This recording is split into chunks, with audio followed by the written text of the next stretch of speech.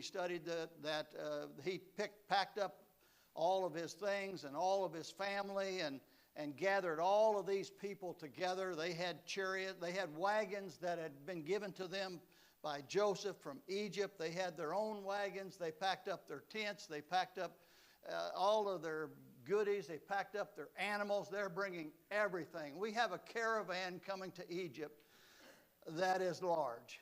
And I would imagine they would have 30 or 40 wagons with all of their stuff, all of their things.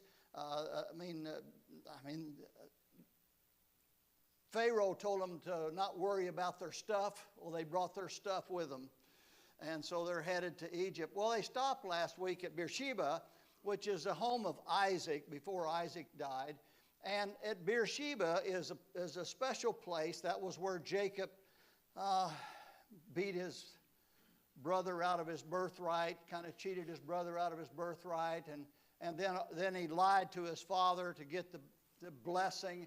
And that's when he left and went on his journey. And this is one of the first times he's back to Beersheba. And here he falls on his face before God and he prays. Let me say it a different way. He gets asleep. Well, he offers sacrifices and then he goes to bed, and then God gives him a vision and basically gives him the authority to go on into Egypt. His father had been told he will not go to Egypt. He did not want them in Egypt. But Jacob is going, and he gets approval to go ahead and go. And that's one of the first 7 verses that we studied in chapter 46.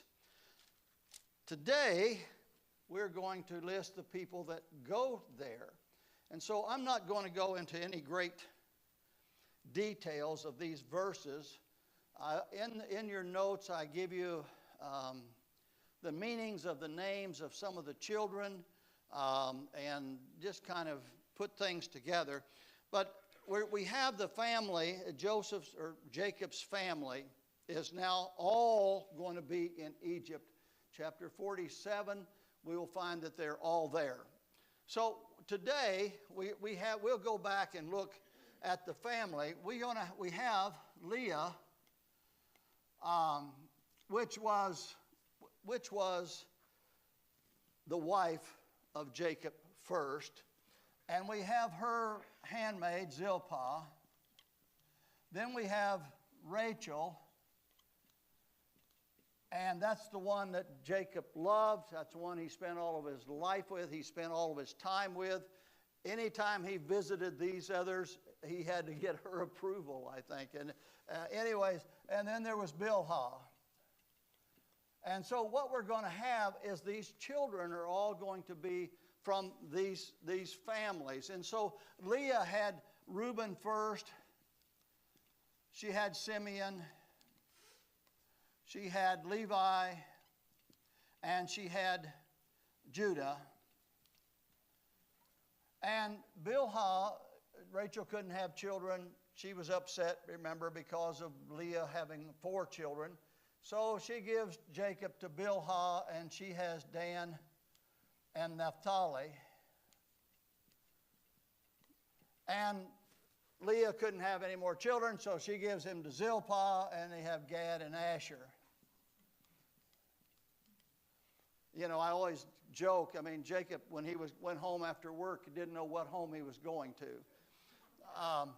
And then Rachel gave him Joseph. And these are all the children that were born in Pandamaran. Rachel died giving birth to Benjamin. And we're going to find something unique, I think, about Benjamin. Benjamin is probably, right now, he was about 8 years old 8 or 9, when Joseph was sold into slavery. And that was 22 years ago, so he would be about 30 years of age at this time that we're studying now. And of course, Reuben was the oldest, and he was the one that would have been receiving the birthright. He was the one that Jacob put the most trust in at this time. He was the one supposed to be responsible for the family. But if you remember the first trip back to get food, he didn't do a very good job. He left with 10 children, 10 children, and come back with 9. And Dad wasn't too happy. He left Simeon behind, and they couldn't come back and get food unless they brought Benjamin. And you remember, Papa did not want Benjamin to leave because Joseph had already gone and been sold into slavery. Rachel had died. So Jacob had lost these 2 of his most beloved children, and Benjamin was all he had left. So he wasn't about to let Benjamin go and go back with them to Egypt. Well, now they've come back and said, we can't go unless we bring him. So they brought him, and you know the story. I don't want to get into all of that story. So what we're going to see in these next verses is this family come together. And in verse number 8, we see that the first family that is going to be discussed is Leah's family. So it will be these. Oh, actually, there's 2 more. I'm sorry. There's Issachar and Zebulun. So we have these like 1, 2, 3, 4, 5, 6, 7, 8, 9, 10, and 11, and 12. That makes sense? All right, so what we're having now is Reuben's family, and they list off 4 children that were born to Reuben. Hanok, which was a name is kind of like Enoch, and Phalu, and Herzon, and Carmi. And these are the ones that were from Reuben. And then we have those that are from Simeon. And if you look, there's Jamiel and Jamin and Ohad and Jachin and Zohar and Shaul and the son of a Canaanitish woman. I think that Simeon, I think one of the problems they were having in Canaan was they were beginning to marry Canaanite women and intermixing, and that would have messed up the family and the race of Jacob. If you remember, the Moabites and the Ammonites, boy, I don't want to get you confused. I get off into different lands, but they were from Lot, that was from the family up in Pandamaran. They were from the same family of Abraham's family, Abraham's brother. That's why when Abraham sent his servant back to get a wife for Isaac, he wanted to keep that family line pure. I don't know if that makes a lot of sense to you, but by intermingling with the Canaanites was not a great thing. Judah, we'll find out in just a minute, Judah went and married a Canaanite woman. And I think that's one of the reasons why God wanted to move them out of Canaan and move them into Egypt, into a location where he can take care of them and keep them from intermarrying so much, and then bring them back a large nation. In other words, they're going to leave with 70 people. They're going to come back with 600,000 men. And that's not counting women and children. So more like 2 million plus people will be leaving Egypt. And actually, if you take into consideration here, from the time that Abraham was promised, I think chapter 12, Abraham was promised his family would be as the sand of the sea and would be great. Up until this time, it was like 215 years. And they only have 70 people. The next 215 years, they're going to have 600,000. Plus women and children, so they're going to have over 2 million leaving. So you see how this is working out. And so right now it shows Reuben has 4. Simeon, in our next verse, the sons of Simeon, it lists, and one of the sons was a son of a Canaanite woman. And he had, I don't know how many he has in here, 1, 2, 3, 4, 5, 6. Looks like he has 6 children. And then we have Levi. And Levi and Judah are 2 of the special families within this. Gershon, Kohath, and Merari. If you remember, if you remember, we've talked about this over and over.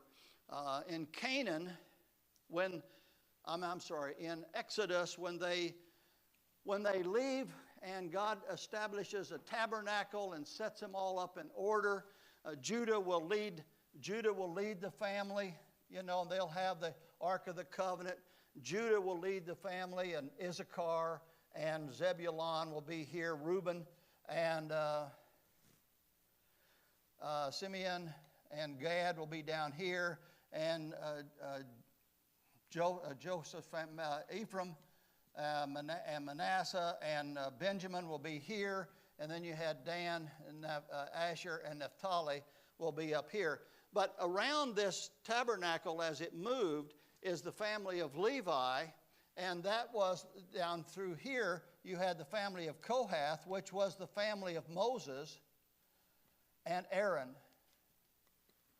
And then you have over here Gershom, and then you have over here Mary. I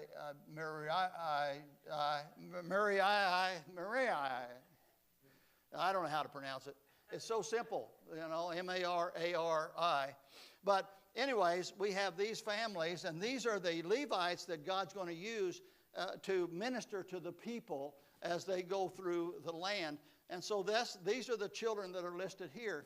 Actually, Moses will come out of, we find Kohath. Moses will come out of Kohath. Kohath, Levi's son Kohath, will have Amram, and Amram marries Jochebed. Y'all have heard the story.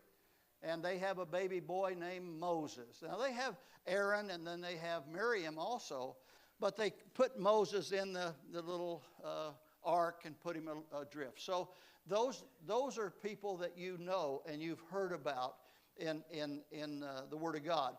And that is the family of Levi. Now, family of Judah, on the other hand, is another family we know a lot about. And that's the history. And what we have here in your notes, you'll see that Judah, one of the first sons of Judah, is, well, emergency room and the generator. Er and Onan. I don't know how else to remember them. And then Shelah. And these are the sons of Judah from a Canaanite woman. He had married a Canaanite woman. These were wicked men. And God, matter of fact, it was pretty plain. God said that he killed them. So there's no, I can say they died of this or they died of that. They died of God is what they died of. And he killed Onan as well. And Tamar, you remember the story of Tamar, was the wife to Er, and she was also then passed down to Onan so that he would give a child to Er, and he didn't want to do that, so God took him out of the way. Then she was promised to Shelah, and that didn't work out because he was just too young, and they forgot about it. And, of course, the Canaanite woman died, Judah left. She met him on the trail, and she was dressed as a prostitute, and he spent a little bit of time with her, and they had Pharez and Zerah. Matthew chapter 1, verse number 3, gives us the first lady that is mentioned, the first woman that's mentioned in the genealogy of Jesus, and she bore Pharez and Zerah. And Pharez is where David will come from. Pharez, I listed them in here, page 2, or whatever in yours it is. She gave, Pharez had Hezron, Ram, Amminadab, and then they had Nashon. Now, Aaron marries the daughter of Amminadab, which was a brother or a sister to Nashon. And Nashon was the one that led them out of Egypt. And then out of there. So anyways, we have the family of Judah. And they went all the way down to Salmon, Boaz. Salmon married, who did Salmon marry? What's that? Oh, something's distracting? Oh, okay. Maybe they can go outside, huh? Yeah. Well, Salmon married Rahab. And Boaz married Ruth. And then we go on, and then we have Jesse and David. And so those are the families that we have here. Now it goes on and lists Leah's family, Issachar and Zebulun, and it lists their children also. And so what we have here is through that, Zerah, or Issachar had Tola, Pharoah, and Job, and Simron, and Zebulun had Zered, and Elon, and Jehaleel. And anyways, all of these equal to 33 people. One thing you'll notice as we go through this, who does it not mention? Dinah. Well, it does mention Dinah. Yeah, Dinah is mentioned. Let me see what verse that is. 15? Yeah, Dinah. And she was born in Pandamaran, and so, yeah, Dinah. Someone's in the kitchen with Dinah. And some believe Dinah went up after the Shechem incident. She went up and lived with Simeon. We don't know that. The Bible, as far as I know, doesn't say that. It's just some of the Jewish history speaks about that. There's another one here that we're going to look at in just a minute, and that is when we get into Zilpah. And in Zilpah we have Gad and Asher. So what he's doing is putting together this family first, right? And then it'll be this family. And so he's going in this genealogy line, he's not going in order. He went in order first, but then he goes to 9 and 10, and he goes over to 7 and 8.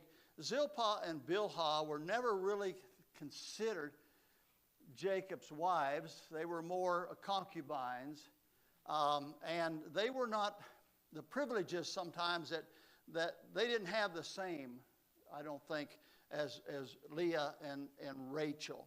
But anyways, Gad and Asher are our next two that we look at. And when we look at Gad, it lists off several there. And we look at Asher, and there's one interesting note here that I've made. And that is in Asher, there was another woman mentioned.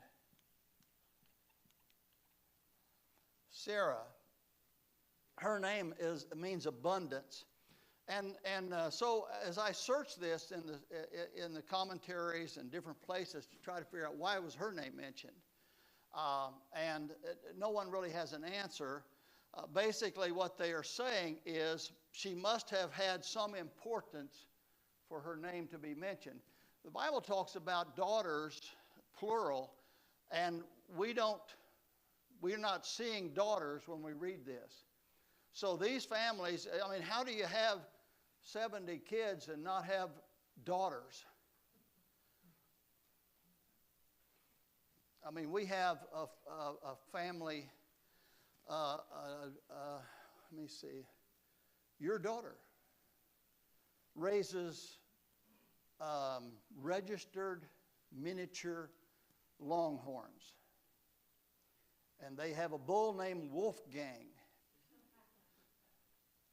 And he has sired several calves, and the first 7 or 8 were all boys. You don't want that if you're in a cattle business. You only need one boy, or 2. But anyways, they had a lot of boys, is what I'm trying to say. And I would have to believe that somewhere within through these, that there would be daughters that were also born that were just not mentioned. That's here nor there. That's the way it was. And then we find that we have Joseph had children in Egypt, and it was Benjamin, and Joseph and Benjamin were the two. Joseph's two children were Manasseh and Ephraim. And those were already in Egypt. So we have 66 when we finally finish up here. We have 66 that will be listed that are going in to the land. The others are already in the land. But one thing, as we go down and look at verses 23 through 25, we have Dan and Naphtali. Now this is Rachel's handmaid, Dan and Naphtali. Naphtali, Debbie, what do we know about Naphtali? Deborah. Yes, Deborah. Naphtali. Not a lot of these are mentioned, that had great men that we find in the Bible. But Naphtali was with Deborah as they went against Sisera and slew that army. They had like 10,000 against many, many thousands of people. And so we have Dan and Naphtali, and they're listing their children, and Bilhah, which was Laban given to Rachel, 7 souls. Now, I want to look also here when we get to, where is Benjamin? Okay, let's go back to Benjamin. Benjamin is 30 years old. Benjamin reminds me of our pastor. Now, how does Benjamin remind us of our pastor? Just look at all the children this guy had. Just count them. I mean, there's like 10. He's the youngest of the whole group, and he had 10 children. How many wives did his father give him? I know he loved him, but I mean, 10 in 30 years? I guess that's all possible. We know it's possible, right? We have evidence of 11. But that was just surprising. As I go through here, you see 4, you may see 5 or 6, and all of that. And then when you get to Benjamin, you have 10. Now, Benjamin was much loved of his father. His father, I can't imagine the life of Benjamin these first 30 years. His dad did not want him out of his sight. He let Joseph out of his sight and sent him on a journey that would have taken him almost a week to get to the sons where they were, and he never came back. So Benjamin was not going to leave his sight. So I don't know. It's interesting, I think. Some of this stuff I really enjoy. All of it I enjoy, actually. And so Dan and Naphtali, and there were 7 souls. And then we go back over to the next page. We have the listing of their 66 that are listed.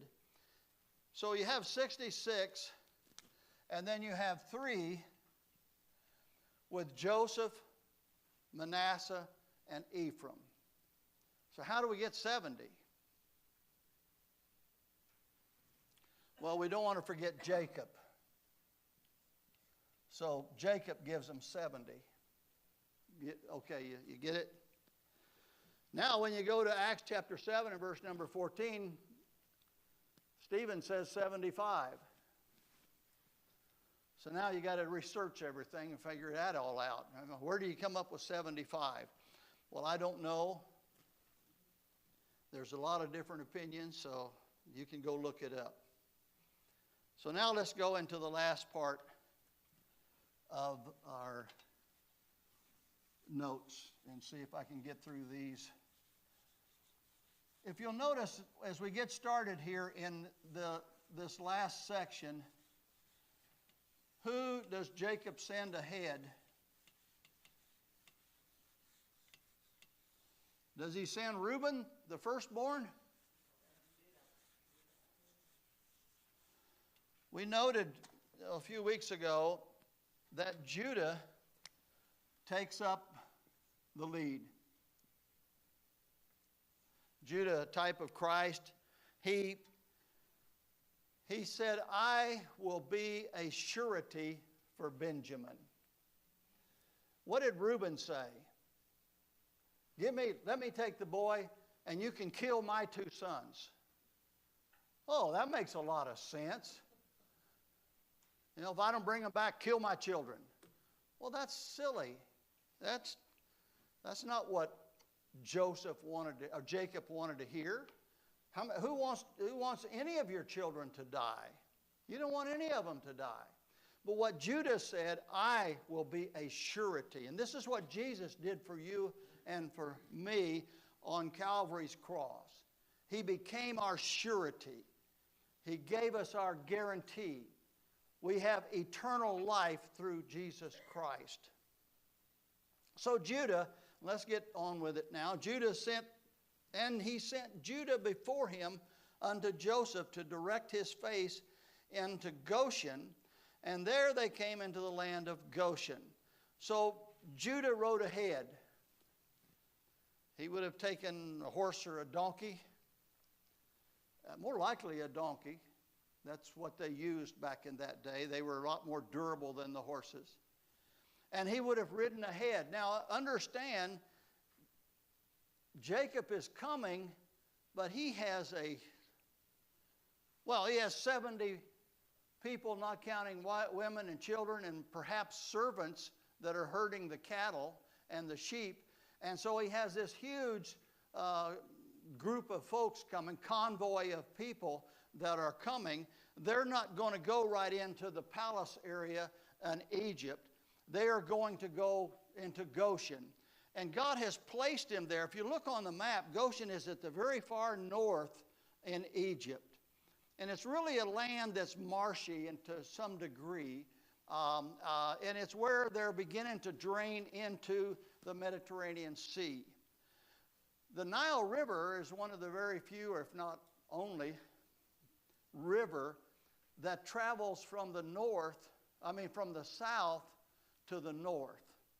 It's draining into the Mediterranean Sea, and that's where you get a lot of tributaries outside of that, and that's the area where they're going. That accomplishes 3 things. One, it sets them apart from Egypt and from the Egyptians, because the Egyptians are going to find out they don't like shepherds. Matter of fact, if you want to really understand something, they didn't want shepherds in Texas either. Sheep can come in and clean out an area of land, and they go all the way to the root of the grass, and you can't graze cattle on it. Nobody likes shepherds, right? By the way, I grew up in rural Missouri, milked cows, took care of cows and horses and things, and the city folks didn't really like me either. You can go look on TV even today, they still make fun of the country boy. So these were country bumpkins coming into town. They were not going to be riding through the main streets. Judah went ahead to speak with Joseph and line up the way so they could bypass the main areas and go all the way up into the Goshen area. So they were not going to be making a big display of themselves. They were going to sneak around, although they couldn't do that, but they were going to get around and go to the very north side. So one reason why they're there is to separate them. Another reason they're there is they can get out of town quickly. If they were in the south, they would have to go all the way up through Egypt to get out. They're in the north. God placed them where they can get out of town quickly. And there's a third reason. If I hadn't talked so much on the first 2 reasons, I can remember that one. And maybe I will. When you're my age, it takes a little bit of time to remember things. But there are 3 reasons, and I'll get to that last one there. They were where Joseph could take care of them. Actually, Joseph, if you, they were up here in the very far north. Joseph was right here, lived in this town of On, and they were living here with Ramses in this area. And so they covered this area here in the northern part of Egypt. And they were close to Joseph so he could take care of them and make sure. And so they sent Judah ahead, and Joseph made ready his chariot and went to meet. I knew that was going to happen. Okay, let's go real quickly. Joseph made ready his chariot and went up to meet Israel his father to Goshen, and presented himself unto him, and he fell on his neck, and they wept a good while. Joseph made ready his chariot. Joseph has told Judah and the family, when you go back and talk to my father, Jacob, when you go back and talk to my father, tell him what great things God has done for me. Now, Joseph is making ready his chariot. Joseph is number 2 in the land of Egypt. He literally has the ring of Pharaoh where he can stamp documents as if he was Pharaoh himself. Joseph is coming to meet his father, and he made ready his chariot. This chariot, my dear friends, would have been decked out in gold. It would have been a sight to see. As he drives up with his chariot to meet his father, he would have had the most beautiful horses leading that chariot that were in Egypt. You wouldn't have been able to find a prettier horse in Egypt than what would have been leading that chariot that day. There would have been runners going ahead of him and probably folks following him when he comes in with his entourage.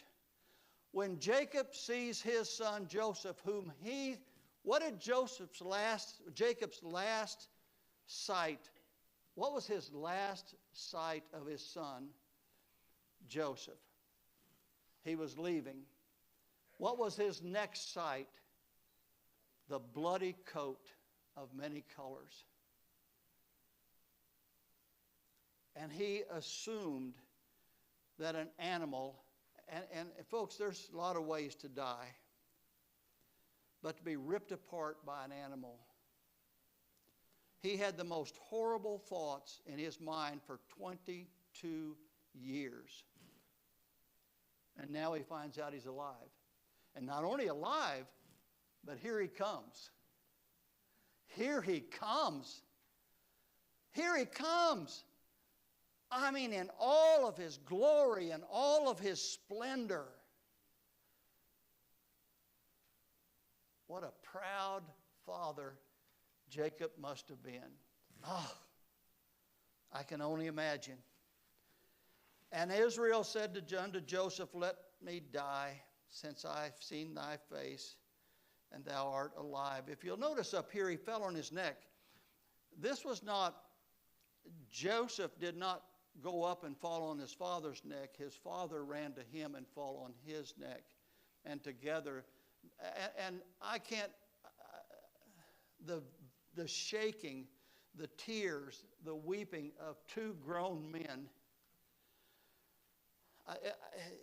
it's just something that you just have to be there. Joseph said unto his brethren and to his father, I will go up and show Pharaoh and say unto him, my brethren and my father's house were in the land of Canaan and are come to me. And the men are shepherds, for their trade has been to feed cattle, and they have brought their flocks and their herds and all that they have. Well, just those words there was going to make sure that Pharaoh wouldn't put them anywhere else in Egypt, because they didn't want shepherds. And he said, and it came to pass when Pharaoh shall call on you and shall say, what is your occupation? That ye shall say, thy servant's trade have been about cattle from our youth, even until now, both we and also our fathers, and that they may dwell in the land of Goshen, for every shepherd is an abomination unto the Egyptian. So now we finished chapter 46. I've been praying about what to go into next. Debbie mentioned Daniel. I'm thinking maybe we do a series on the end times. So pray with me about that. I've been in touch with a pastor. We're talking about what we're going to do next. Good to have you visitors with us. I hope that it was instructive. Let's bow our heads. Father, we're so grateful for all that you do and say, Lord. Father, just thank you for the Word of God that gives us the most many blessings that we could ever have. Father, I pray you'll bless our pastor this morning and empower him with your holy unction and just use us, Lord.